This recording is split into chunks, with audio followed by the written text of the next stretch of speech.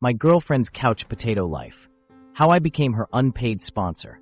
Hey everyone, I'm super stoked to be back here today to share this wild story about my ex-girlfriend Sarah. But before I dive into that, let's get this party started. Make sure to hit that like button, subscribe to my channel, and maybe even set your parents up with someone on a dating app for me. Just kidding, sort of. I mean, seriously though, you guys are the best, and I'm so grateful to have you all along for this crazy ride. Now, if you're not already subscribed, I'm pretty sure it's because you're a human equivalent of a DVR. You're just waiting for the good stuff to come on, and let me tell you, this episode is going to be fire. But enough talk, here's the lowdown. Today's story is a doozy, and I'm not just saying that because I'm a sucker for bad puns. Trust me when I say that you're going to want to stick around for this one. So grab a snack, get comfy, and let's get into the depths of my ex-soulmate drama. When I first laid eyes on Sarah, I thought she was the one, or at least, I thought she was the one for the next Tinder profile. Just kidding, Sarah and I had a real connection. We bonded over our shared love of buffalo wings, our irrational fear of Mondays, and our eerily identical taste in cat videos. But as the old adage goes, what happens in Nevada stays in Nevada. Or in our case, what happens in Vegas stays in Vegas, and somehow makes its way back to LA and your poor, unsuspecting significant other. That's when the roller coaster starts, folks, and I'm your friendly ride operator. So sit back, get ready for the wild ride that's about to unfold, and hit that like button if you're not already. Trust me, you won't regret it. I still remember the moment it hit me, the moment of truth, when my ex-girlfriend morphed into a human version of a couch potato. You know that moment when you realize something's just off? Well, let me tell you, it was like I had this sudden epiphany, like a Dunkin' Donuts light bulb moment, where everything fell into place, and all I could think was, wow, we're not the best match after all. It started innocently enough. She'd spend hours binge-watching Netflix or playing video games on her PlayStation. But as time went on, something just didn't sit right with me. I'd call her, and she'd be like, oh, just got done with a long gaming session. Or I'll be home soon, I just need to finish this one more episode. That was fine, until it became every day. Now I'm not saying I'm an outdoorsy guy or anything, but when you start to wonder how Amazon delivers groceries via drones while you're still stuck in a 2-hour gaming session, it's probably time to reevaluate the relationship. I'm not sure if Uncle Sam has laws preventing couch confinement, but most normal people still get out and do things, right? One time, I drove by her apartment and spotted her watching YouTube videos, completely naked, except for a pair of slippers.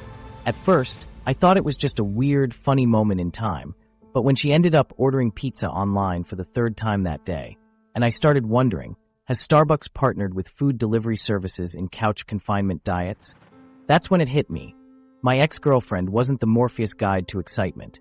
She was just a potato head in disguise with an all-you-can-eat Netflix pass. I still remember the day Sarah dropped the bombshell. She was dropping out of college. I was taken aback. Okay, that's an understatement. I was shocked, horrified, and a little frustrated, not necessarily in that order. Now, I'm all for following your dreams and finding your path, but here's the thing.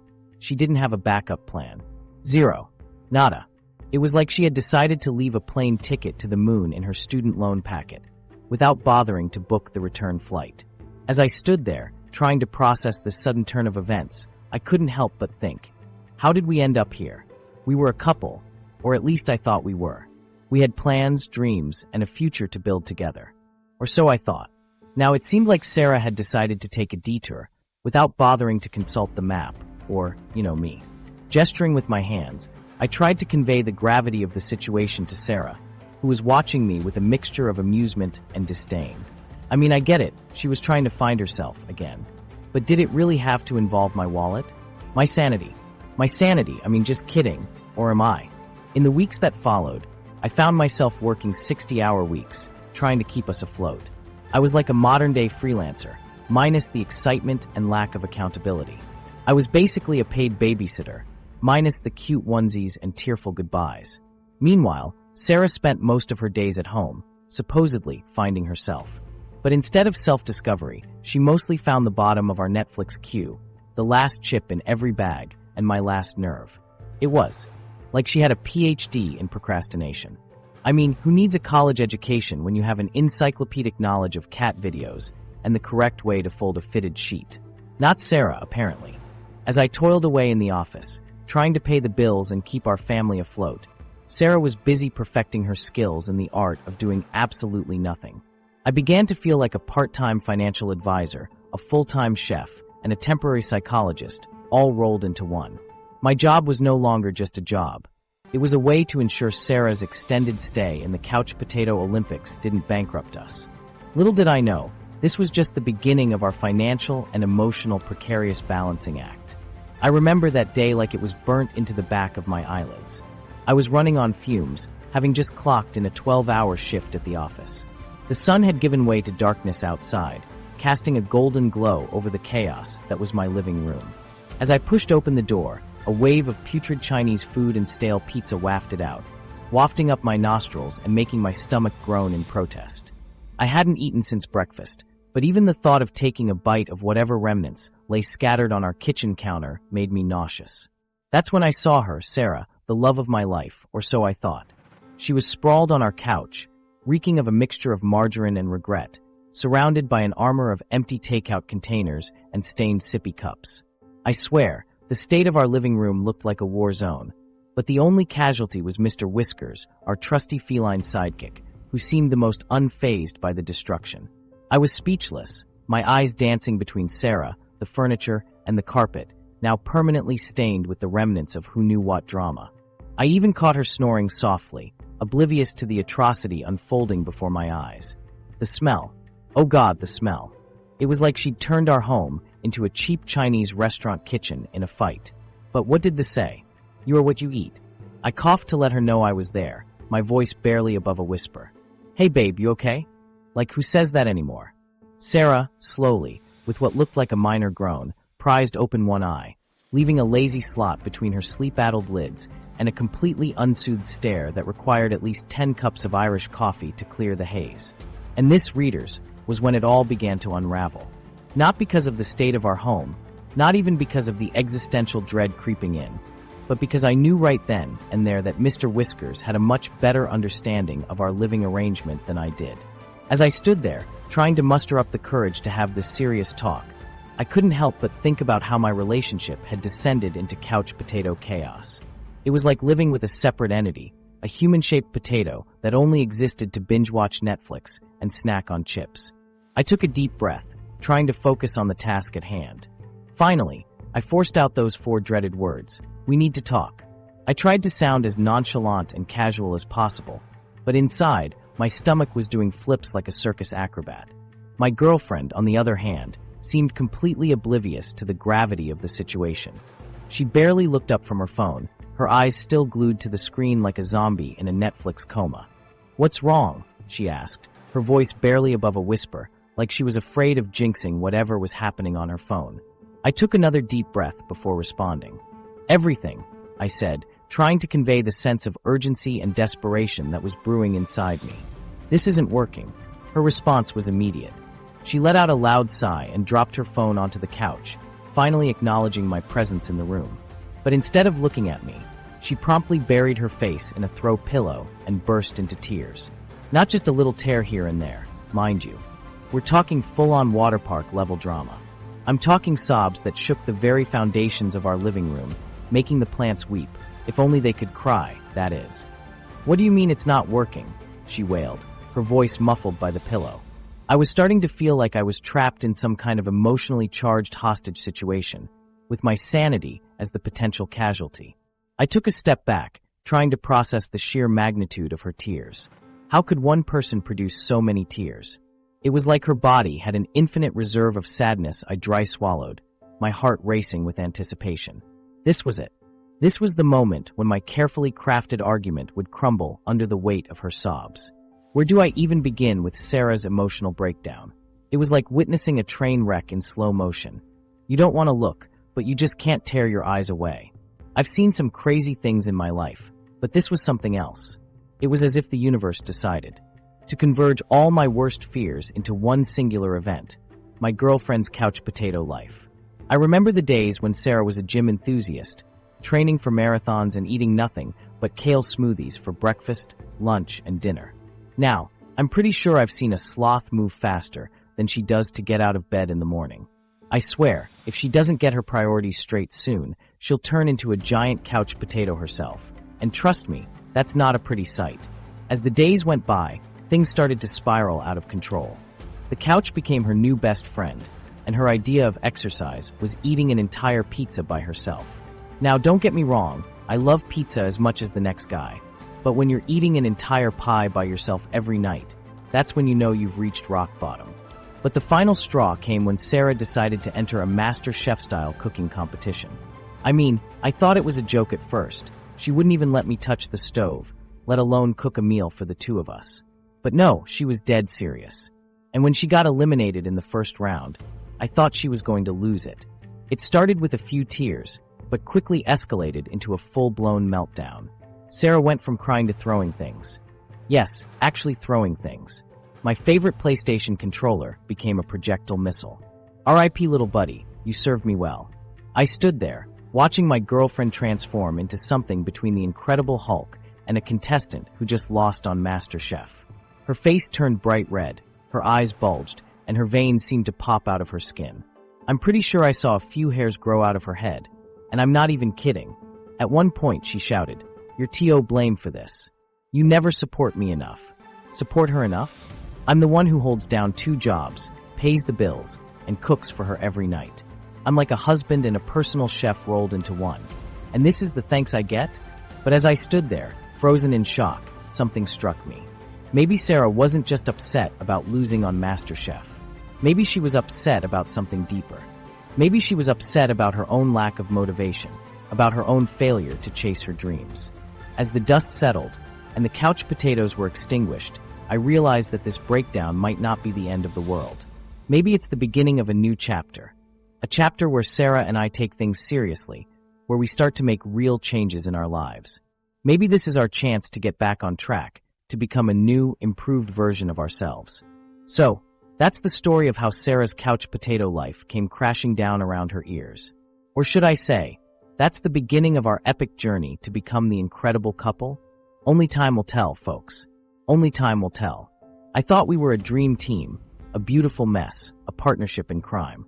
But in hindsight, it was more like a sitcom where the punchline is always, will they get their act together this time? I remember the carrot stick of hope when Sarah promised to change. Oh boy, did she sell it hard. She went from zero to responsible citizen in the span of 30 seconds. I mean, who wouldn't believe in a miracle transformation on a sunny Tuesday after lunch? She applied for jobs, went for interviews. I'm still not convinced she actually attended. And what did I get in return? The sacred duty to fill 3 plates at a time. That one bold move was meant to humble me. Yes, I put that word in air quotes. To think about myself and what I could do to improve things around here. Little did I know, this would become the only chore I'd ever undertake in our relationship. Eating with Sarah while simultaneously serving as an unofficial waiter. Our movie nights turned into solitary viewing sessions. I'd snuggle up with my girlfriend's new favorite shows while she worked on some stuff, fuzzy, unreadable documents at her laptop, in the background. Sometimes, she'd venture out of the realm of the couch potato zone for a crucial minute to top her massive bowl of popcorn.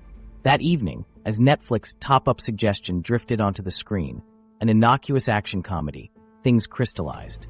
I felt zapped of enthusiasm. The connection we once shared almost disintegrated. Matt crept into our lives, softly padding into our bedtime routines, sipping a latte, while whispering, "Things aren't quite the same as they used to be." I remember it like it was yesterday. The day Sarah decided to take our relationship to the next level, in a very questionable way. I had just dropped a bombshell. I was moving out, and it was time for me to start living my best life, without her, of course. But little did I know, Sarah had a trick up her sleeve. She had been eyeing my prized collection of vintage video games for months, and now that I was leaving, she saw an opportunity to get her hands on it. As I sat in the living room, trying to nonchalantly gather my belongings, Sarah made her move. She swooped in, a sly grin spreading across her face, and announced that my games were going nowhere. I was taken aback, thinking to myself, what just happened? But then it hit me. She had decided to hold my games hostage in exchange for me staying with her. I kid you not, folks. It was like she thought I was going to beg her to take me back, just so I could keep my beloved Pac-Man cartridges. The audacity was staggering.